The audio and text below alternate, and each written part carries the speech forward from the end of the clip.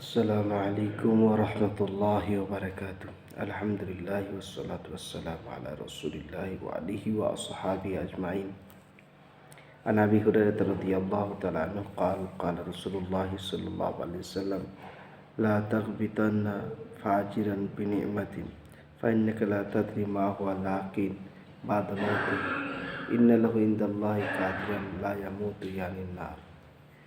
হযরত আবু হুরায়রা রাদিয়াল্লাহু তাআলা আনহু বর্ণনা করছেন যে রাসূল পাক সাল্লাল্লাহু আলাইহি সাল্লাম বলেছেন যে তোমরা কখনো কোনো ফাজির কোনো গুনাহগারকে বড় আরামের সাথে জিন্দেগি কাটাতে দেখে তোমরা যেন আফসোস করো না, কেন ওদের মৃত্যুর পরে এমন এক কাতিল অর্থাৎ জাহান্নামের আগুন আছে যেখানে তাদেরকে কঠিন শাস্তি দেওয়া হবে। ওই জন্য এরকম ব্যক্তিদের উপরে আফসোস করা মানে খুবই একটা বেকুবিয়ানা কাজ। একটু বিষয়বস্তু নিয়ে একটু চিন্তা করি যে আমরা অনেক সময় অনেক সুদখোরকে আরাম জিন্দেগি কাটাতে দেখে নিজের আফসোস করি যে ওষুধ খায়, ওর কোনো টিমারি নাই, কোনো মুসিবত নাই, কিন্তু বেশ আরামের সাথে জিন্দেগি কাটছে।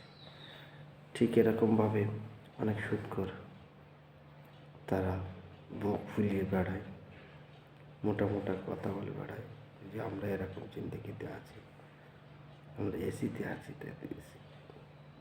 দুতলা বাড়ি করেছি। তো বড় আফসোসের বিষয় যে এসবগুলো অনেক সময় অনেক মানুষ শুনে আফসোস করে। তো এইসব বিষয়ে আফসোস করা মানে পুরো বেকার, বরঞ্চ ওর মৃত্যুর পরে এমন কঠিন সাজার সম্মুখীন হতে হবে যেটাতে এখন অবশ্যই বুঝতে কুল পাবে না। ওই জন্য আল্লাহ তাআলা আমাদেরকে যখনই কোনো সুদ করে কথা শুনি মন খারাপ হয়ে যাবে, তখনই আল্লাহ তাআলার ভয় নিজের দিলের ভেতর নিয়ে আসতে হবে। আল্লাহ তাআলা আমাকে আপনাকে তৌফিক দান করুন, বলেন আমিন।